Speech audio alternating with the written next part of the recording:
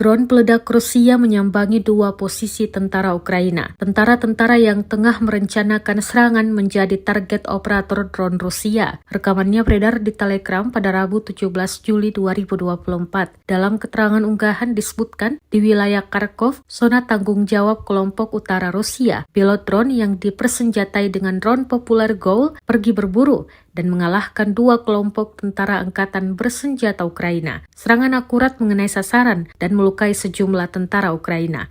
Rekamannya pun menuai berbagai komentar dari warganet. Selain itu, pasukan Rusia tetap bertahan di tepi timur dan secara teratur menembaki bagian-bagian wilayah di seberang sungai.